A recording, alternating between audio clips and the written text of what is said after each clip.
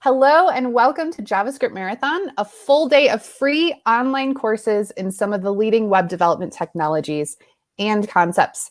I'm Sarah Renaud with this.labs, and I will be your marathon host.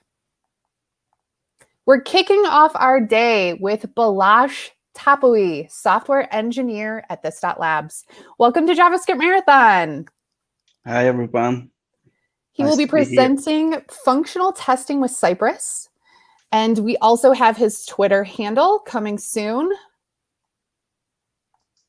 Before we get started, though, we do want to send a big shout out to our sponsor today, Syncfusion. If you are looking for a UI component suite, you should check out their Essential Studio platform. It includes over 16,000 components that were built from scratch with performance in mind. They're lightweight, modular. The platform is really user-friendly and devs find it quick to learn. It offers pixel-perfect built-in themes that are available in Material, Bootstrap, and Fabric designs, and an accessible high-contrast theme. Which, speaking of accessibility, all Syncfusion controls are touch-friendly and render across desktops, phones, and tablets, which makes it a great tool for those using adaptive technologies. So if you're working with JavaScript, JF frameworks, ASP.NET, and others, you want to make your devs' lives easier, I definitely recommend checking out Syncfusion by visiting syncfusion.com. We have a ton of upcoming events. Next week is State of Angular. We're live next week on Thursday, April 1st. We also have GraphQL Contributor Days coming up on April 13th. Modern Web is back with State of Application Monitoring on April 20th, and our monthly mentoring for women in tech returns on April 21st. For more information, subscribe to our newsletter, The Lowdown, for weekly updates, or follow us at Twitter at this.labs. And we are back with JavaScript Marathon in May. We have another round of incredible sessions with experts in the dev community on May 19th. So stay tuned for updates at javascriptmarathon.com. And with that, I'm going to turn it over to Balázs. Thank you very much. Welcome, everyone. We are going to talk about Cypress functional testing, especially how Cypress intercept works. As it was mentioned before, I'm Balázs. I am a software engineer at this.labs. I used to do some JavaScript consulting. My main experience is with Angular, and I have some experience with React on the front-end side, and I have experience with Node.js and Nest.js on the back-end side. I am a test automation enthusiast. I love TDD and how it can make sure that my applications are working fine always. And at the bottom, you can see my Twitter handler. You can follow me on Twitter and give a shout out if you have some questions. So before we jump right into it, if you would like to code along with me, please set up the Git repository presented here. I think Sarah is going to share the link as well in the chat, so make you easier. So make sure to clone out the repository, run npm install, and run npm run Cypress setup, just to make sure that Cypress is verified on your machine. And with this command, git checkout text/start-b code along, you are going to check out the new branch named code along, and you are going to be able to code along with me, hopefully. The readme md file also contains the instructions, so that's it. So what is functional testing? Functional testing is a quality assurance process and the type of black box testing which bases its test cases on the specification of the software component under test. Meaning that, for example, if you have a large system with microservices and several front ends or micro front ends, you can isolate your front ends or your backends and run tests against different scenarios without needing extra infrastructure to run all the system altogether. Functions and front-end applications are tested by feeding them input and examining the output, like a black box testing. And the internal program structure is rarely considered that way. So just to keep it in context, let's talk a little about unit tests.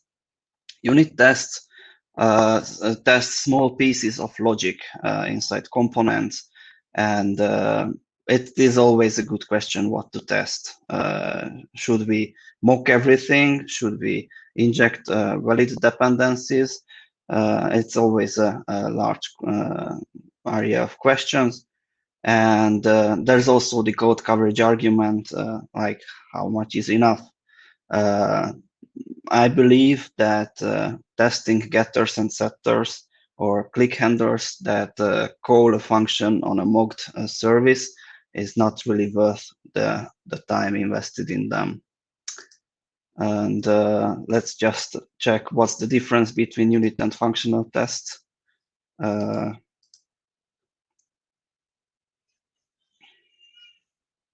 As you can see, all the unit tests ran. They were green, but we forgot to write functional tests. So just to quickly walk through it again, functional tests are can be called integration tests as well.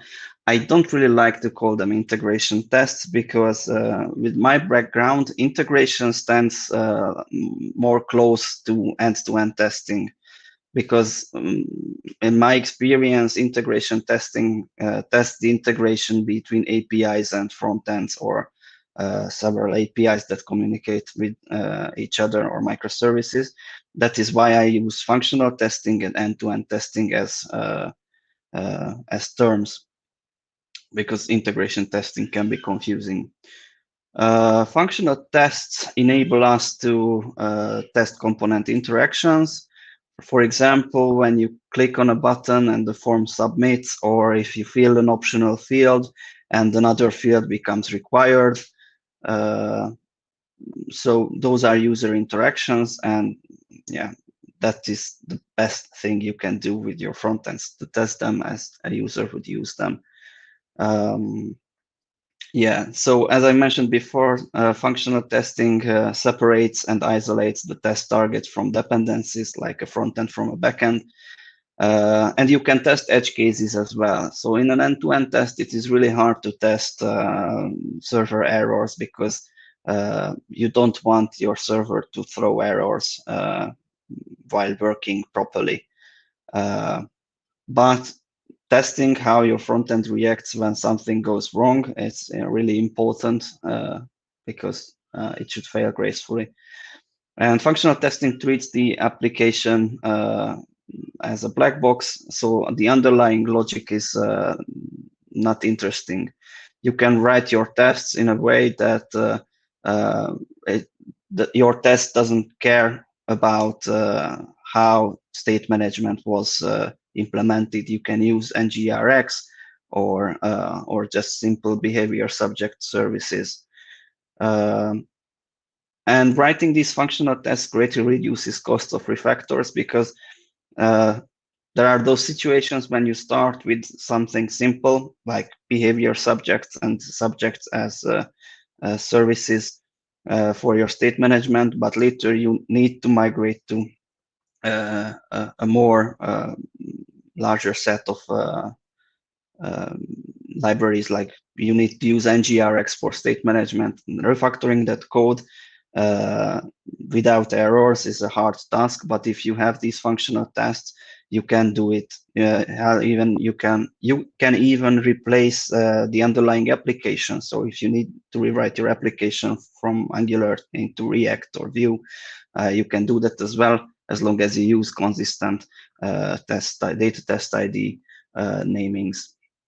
Yeah, and the code coverage problem is mitigated, because if you test user interactions, all the underlying logic, you can make sure that all the underlying logic was called at least once.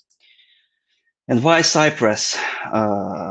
It's kind of an easy answer, because Cypress allows us to do these backend stubs without any other infrastructure.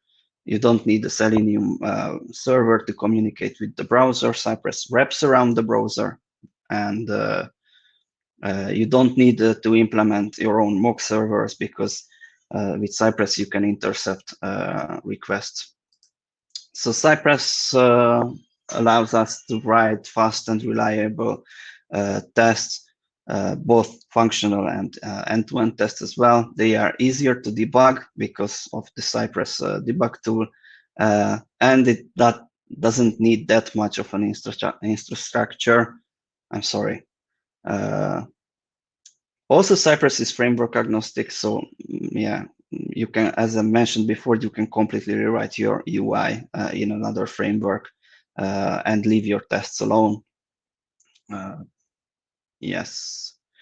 Okay, so let's move forward to the demo application. Today's code along, and hopefully you have checked out the Git repository I provided and run the necessary codes. I just want to quickly make sure to talk a little about the demo applications. You don't need to run this command, but basically I set it up that it starts the API, the back office front-end application, and the customer front-end applications. And probably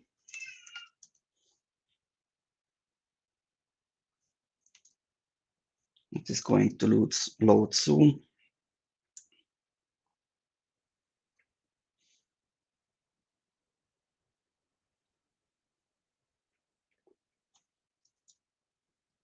Yes. So this is our customer-facing application on localhost 4200, which is a very basic pizza ordering service. Please don't use this in production, so it's in no way that advanced. It's just a demo application. You can add pizzas to the cart, and you can make an order like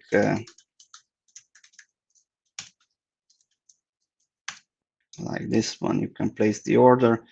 The other application, the back office one, communicates through the API. It is a back office application, and I think, yes. So this is in no way a secure application, but you can check your orders here and you can log out. So this is in no way a ready application, but it has enough components to test. And also on localhost 3333, you have a Swagger API that you can check while you write your test, but you are not really going to need this because we are going to work through Cypress, and I just stop it here. Okay, so quick information. Before Cypress version 6, there was the server and route commands, which you could use to stub network requests, but it was limited to certain types of network requests. For example, it didn't support fetch API, if I remember correctly.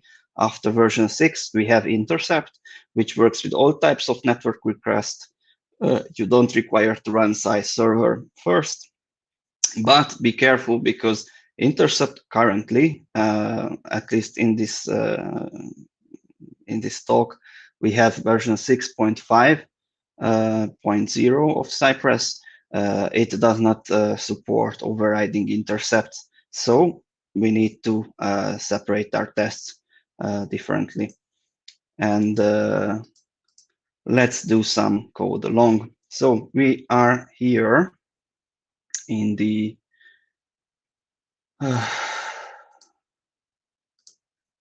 repository, and let's just I will just do the same you did.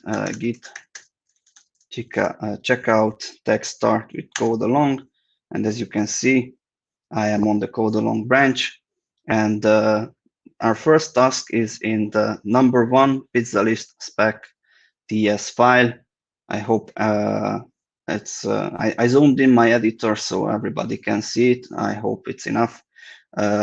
So let's go through the first one, task 1. Task 1 is about writing a test that verifies that when an empty list gets returned, the no delivery message is displayed. This is an edge case. So, for example, when the kitchen closes, the pizza service won't deliver. And as you can see, I will start the functional customer debug command here to start up the Cypress test. It will compile the front-end application. As you've seen, I stopped serving the API, so nothing works, just the front-end application on localhost 4200. Yeah, there's a question about what start command I used.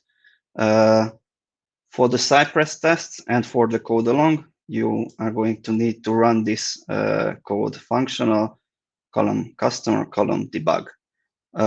If you want to start the whole system, and sorry, Cypress popped up, you have the start colon all, which starts the API, the back office, and the front-end application as well.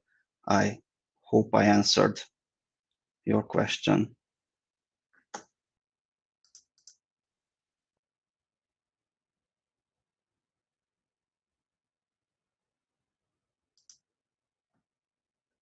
Okay, so sorry for the hiccup. I hope you were able to start your Cypress test. As you can see here, this is the Cypress test runner, and let's just start our first test. And since it's an empty describe, there are no tests implemented yet. But we can do that. Let's just do this. So task 1 is write a test that verifies that when an empty list gets returned, the no delivery message is displayed. For that, we need to let's put it in a describe hook. When there is an empty pizza list response, and let's run it. Well, we are going to write one test here, but let's make sure that maybe later a feature will be added. So let's run everything that we need to set up our test in a before each hook. Yeah. And let's write our test. A message should be displayed, and that is our test, currently empty. What we need to do is visit the page and yeah. So when we visit the page, as you can see, there's no API. So the pizza list request gets a 504, and we have an error message, but we didn't expect this error message. So how to override this call? I will just copy the request here, and let's use intercept. Intercept has a great documentation on Cypress.io, but basically we are going to intercept a GET request for this endpoint. But currently we don't do anything with this request. To mock it, we just return an empty array in the body, as this is an empty list. And let's just name this intercept call empty list. Yeah, and it is an extremely good practice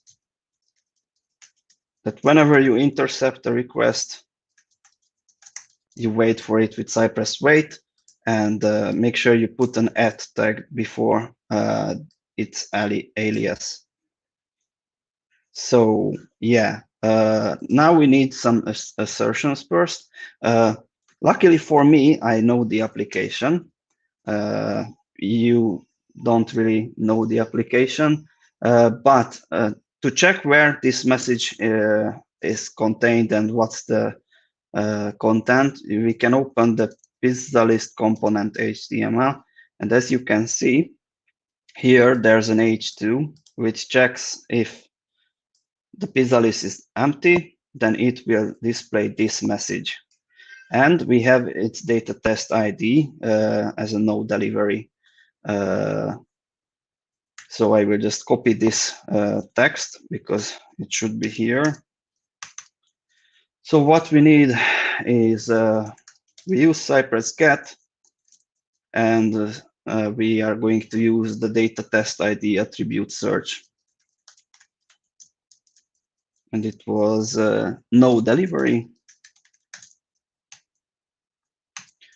And we retrieve this DOM element. What we need to make sure that it should. I'm sorry, I'm not used to using VS Code. So sometimes some stuff pops up in front of me. So we should check that it should exist and it should be visible.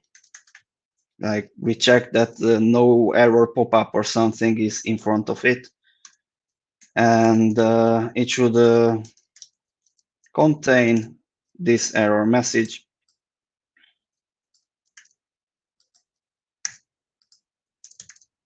And let's run our test. Let's just run it again. As you can see, it intercepted. So you can check your routes here. It intercepted the API pizza list call once, waited for it, and as you can see, our assertions work. So let's move on to task 2. And I'm going to do this. Task 2 is about write a test that verifies that when a list of pizzas get returned, fixtures, pizzas, JSON, the pizzas are displayed on the page. Yeah. So for your information, I already prepared dummy data for you in the fixtures folders. You have this pizzas JSON file. We have 5 pizzas here. So let's just do the following. We need a describe block again, like when there is a proper pizza list response.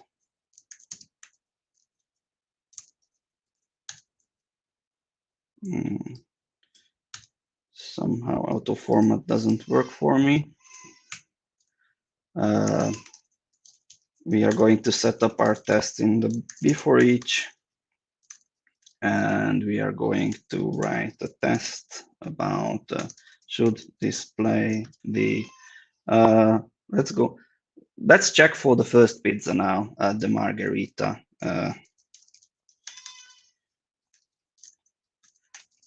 Of course, in a real developer job, you would like to test more than one pizza, but we have limited time here. So yeah, again, I have some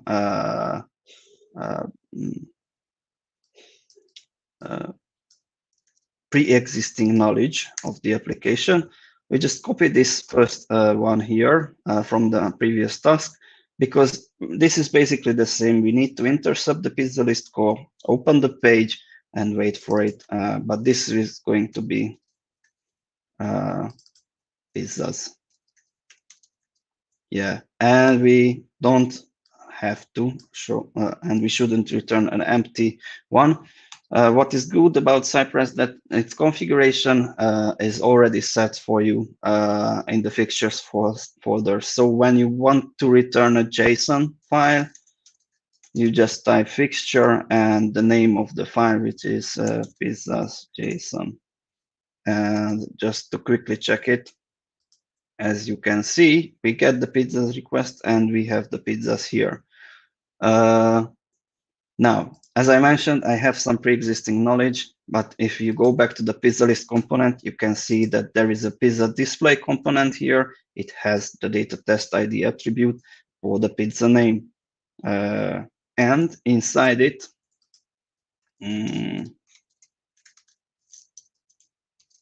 you can see there's a pizza image, which has the image URL as a source, and the pizza name, the price, the description, and the add to cart button. So what we are going to do is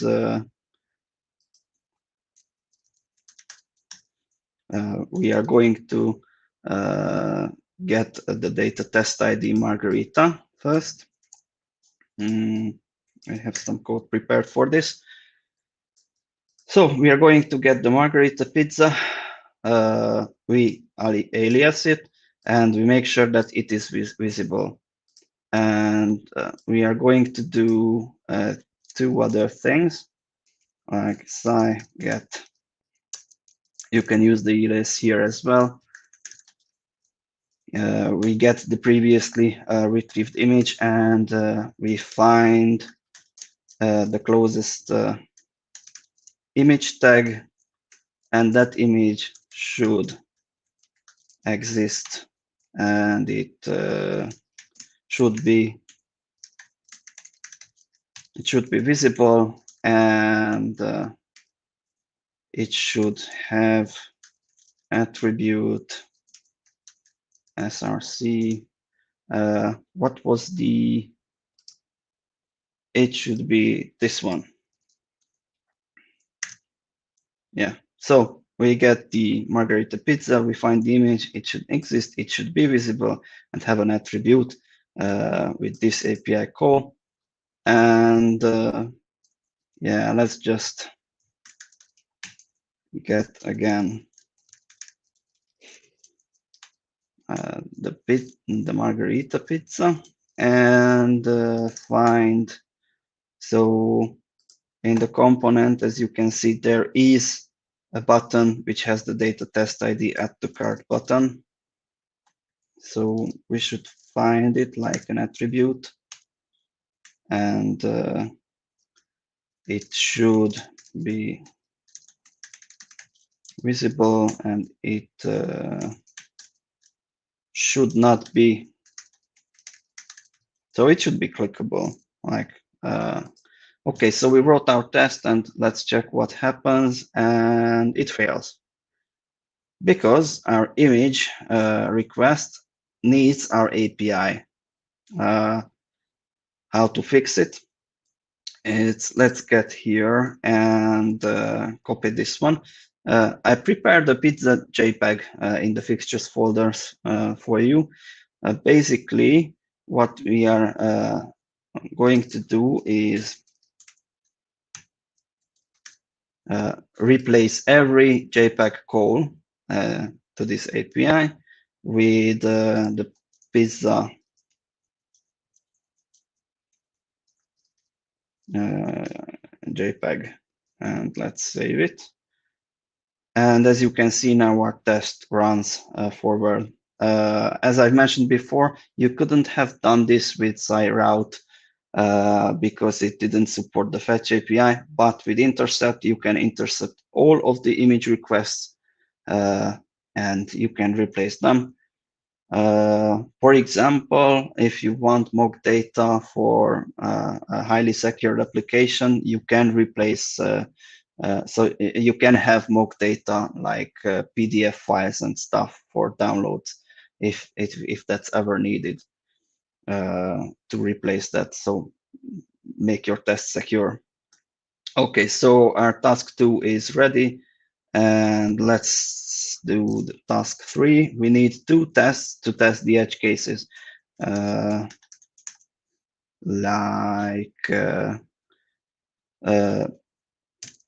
when errors occur. We are going to have 2 test cases. Now, as I've mentioned before, intercept cannot be overridden. So for these two tests, we don't write a B for each hook. We write both tests separately. unknown server error, like, you know, when the server returns 500, something goes wrong.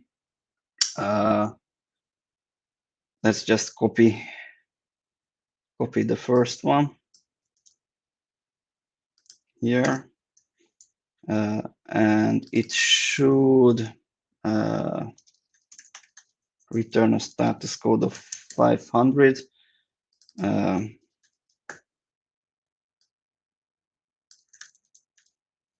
And when an error, any kind of error happens, an error message is displayed to the user.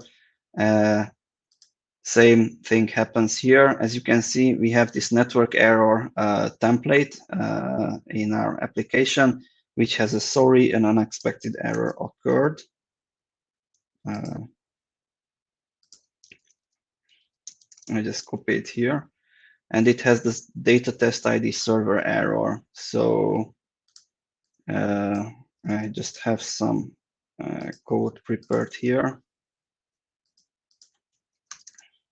So yeah, this is our server error message. It should exist, it should be visible, and it should contain this message. And let's just check our tests, and it went. And as you can see, the route was mocked, and we returned a 500 error. If, as you remember, when we didn't have the API running and we didn't stop anything, it was a 504 error, like connection timed out. So, and let's write the other test when not an unknown, but a network error happens. So what happens then? With Cypress, you can do this like force network error. And if you pass through here, as you can see, the network error is aborted. A network error occurred. Cypress cuts everything and simulates a network error for you. And basically, these are our edge cases on the pizza list. Okay, so we did our first 3 tasks. Let's move toward number 2. Number 2, card button spec. And I will just close this one. And I'm going to open the card button spec DS file here. And in this file, we already have several tests written. They are skipped for us because we need to fix the before each hook. There are several tests. These test the components, the component interactions, mainly adding a pizza to the cart. It should happen. It should add together multiple pizzas, and it also checks some of the stylings. First, the first test is the cart button should be visible, and when you click on it, it should navigate to the cart page. We also test if the price gets converted to dollar amounts. So as you've seen it before in the pizzas JSON, the price is in cents. And if you've checked the front end application, it is a dollar sign and the amount after that. Also, if the cart is empty, it should have an opacity 0.7. But if it has value, it should be an opacity 1. Yeah, and here we check if we add multiple pizzas to the cart, then it is added up and displayed properly. So what we need to do here is we just go back to our task 2 and copy everything from the before each hook and put it in our before each hook. And let's, yes, and remove the access from our tests. That's an important part. Yes, save it. And as you can see, it runs. And as I've mentioned before, this test component interaction, if you haven't checked the application, you cannot decide just from this test run, is it NGRX? Is it just a behavior subject or maybe something else? Yeah, it's not NGRX, but with these tests, if we replace the solution to NGRX, it also works. Okay. So let's move to number 3, the cart page test. We have 2 more tasks here. So as you can see, there are several tests here as well. I forget to comment them out, but they work. So let's just stop the spec 2 and go to the next test. So this tests the cart page. When the cart is empty, the place order button should be disabled, and ask the user to please place an order first. And when there are cart contents, and I will show it to you in the code, I mocked the cart content using local storage. The application uses local storage to persist data between browser refreshes. And in this test, I could have written like mock the pizza list page, add 2 pizzas to the cart, and navigate to the cart page, and then move forward. But running tests it takes time, and whenever you can shorten your tests, do that. So we have this mock cart content, and what we do before we visit the cart page, we set it in the local storage, like the application would do it. Yes, and we test that if there's no address present, the place order button should be disabled. If there is, yeah, and refreshing the page, as I said before, here we reload the page, and I can show it to you. Here as well. The cart page reloads the page, and the data is persisted by local storage. And whenever something goes wrong, like during a refactor, these tests will catch those issues for you. And clicking on the remove button, that's another important thing. Whenever you, sorry, I misclicked. So the ability to remove pizzas from the cart page, it's an important feature, because if you accidentally put more pizzas than you would eat, but I can eat 2 pizzas, so it wouldn't be a problem for me. So it's an important feature, and if anything goes wrong or you refactor your state management, these tests will still be green if you do it right. Okay, so what are our tasks? And I will just copy this here, because we are going to work at the bottom of the page here in line 94. So inside this describe block, placing an order, we are going to write task 5. Okay, so write a test that verifies that when a successful order is placed, the order's ID gets returned. The application redirects to the success page, and the user is ensured that their order is on its way. So again, I have the pre-existing knowledge of this application. So we have this order success component. This gets displayed when a successful order is placed. I don't know these notifications. They are annoying. Sorry for that. I will just copy it here. And another important thing, which is not inside the task, but actually 2 important things. The first one is that if your order is successful, then you want your cart to be emptied. But if the order is not successful, you want your cart not to be emptied, so you can place the order again later. Okay, so I have some pre-existing code here. I will do this before each hook quickly, because we are kind of running out of time. But the cart page, and you can check the template, cart cart component HTML. Yes, you can test. You can check the template here.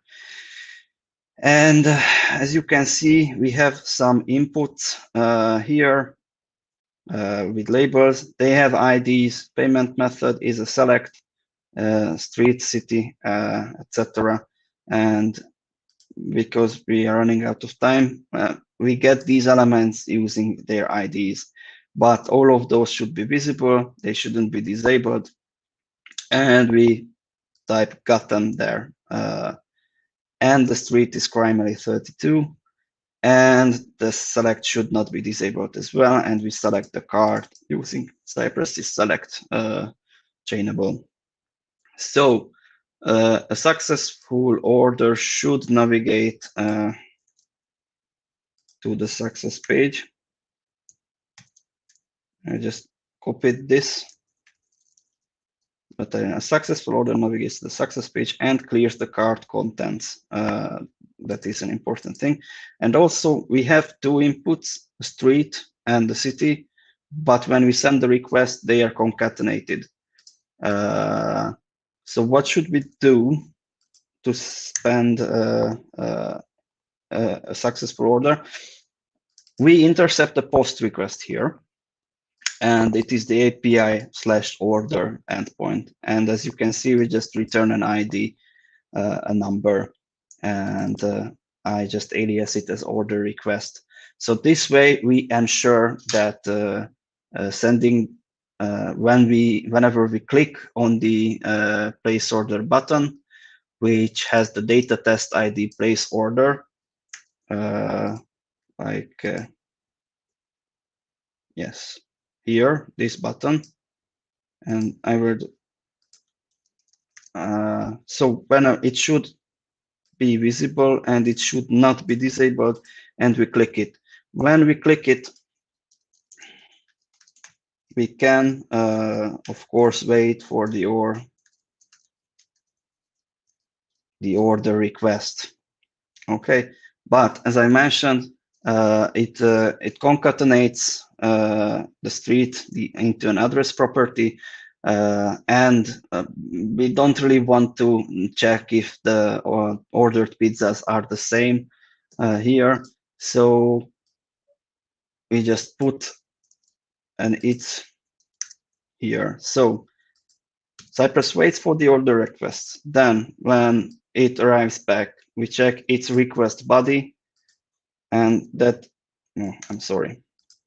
And its request body should deep include the concatenated address and the payment type as well. I will just fix these. Okay, so we got our order back.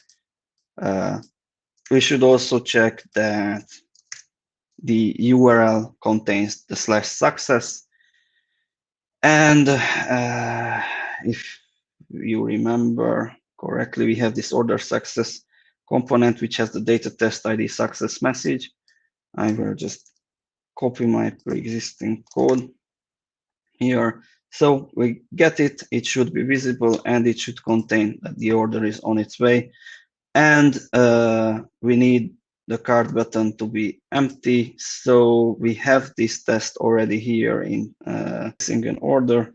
As you can see, a successful order navigates to the success page and write a test that verifies when an error occurs, the user gets redirected to the error page and the cart content does not get cleared.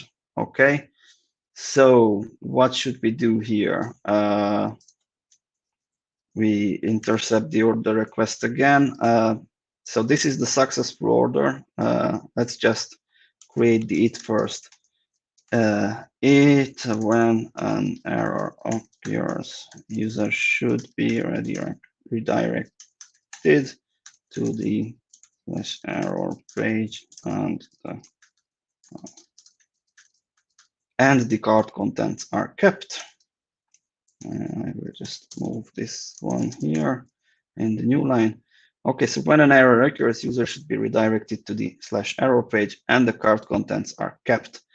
what are we going to do? We are going to set up our interceptor. We are going to click on the place order button. We are going to, I'm sorry. So again, intercept, click on the button, wait for the order request. The URL should be updated. Let's just copy the, I'm sorry. Okay, so let's just copy these. And this should be an error. Let's do it with the status code 503. Yeah, we can place the order, and this should be error. And we have the order error component, which has the error message data test ID with this this text, sorry, an unexpected error occurred. Please try again later. I will just copy my solution here. So we get the data test ID error message. It should be visible and it should contain this text. And of course, what is really, really, really important, that we have the cart button, but it should not be emptied. If I remember correctly, it should be 26.90.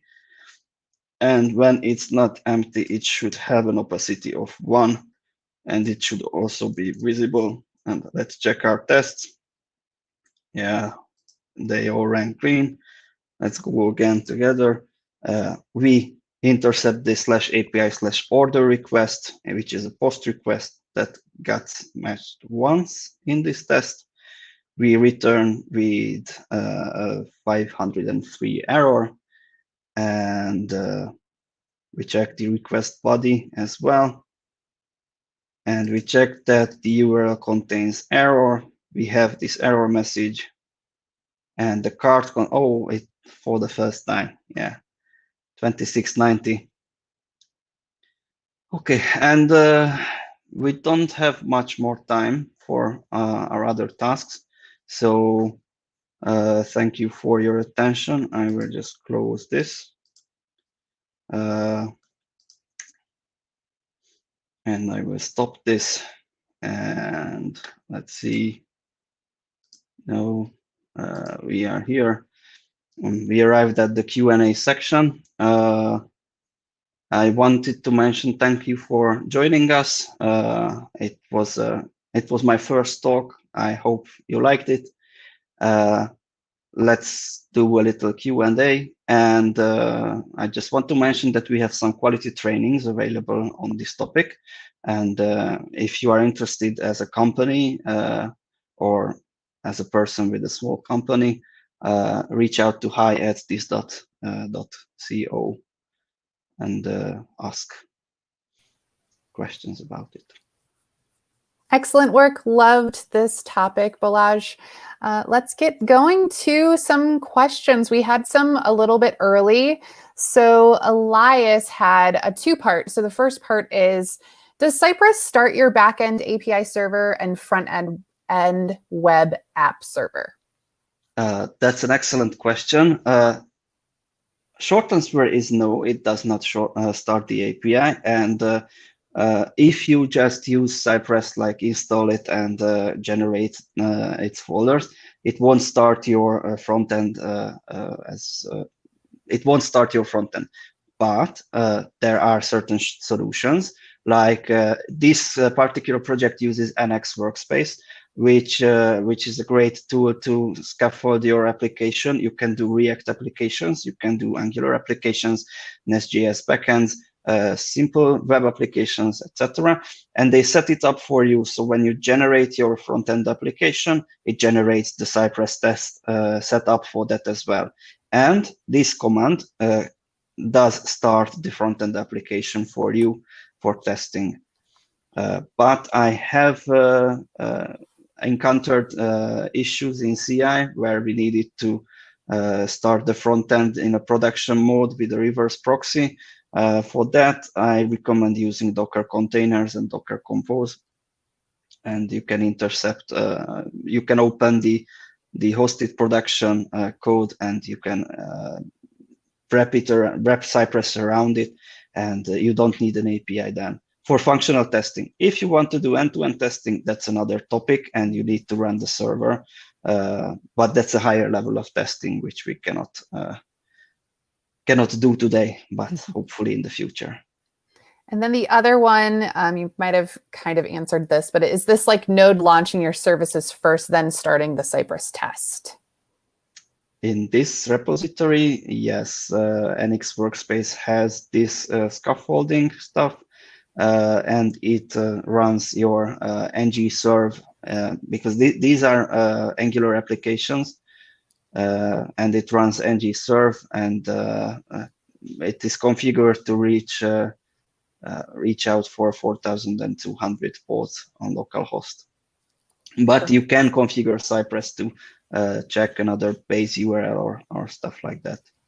So it's pretty much, you can do anything. It's just, if you have enough time, you can do anything.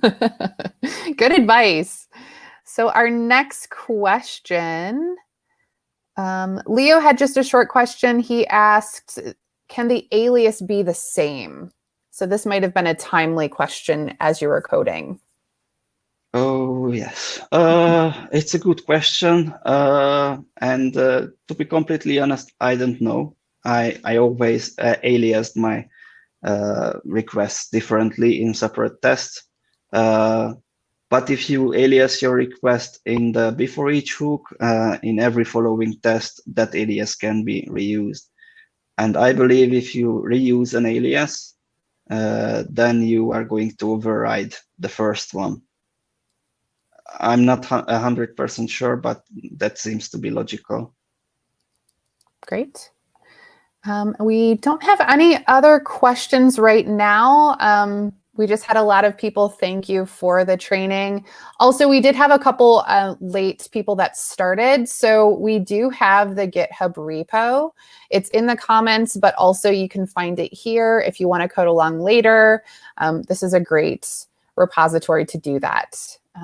Any other questions? It looks like we're coming to an end of this session, but if you have additional questions, get a hold of Balázs on Twitter. He'll be happy to answer those questions for you if you are watching this later. Also, again, we do have trainings on this topic, so get a hold of us at hi@thisdot.co. And thank you all for joining us. We are back in about half an hour, so stay tuned for our next topic, and we'll see y'all soon. Have a great day. Have a nice day, everyone. Goodbye.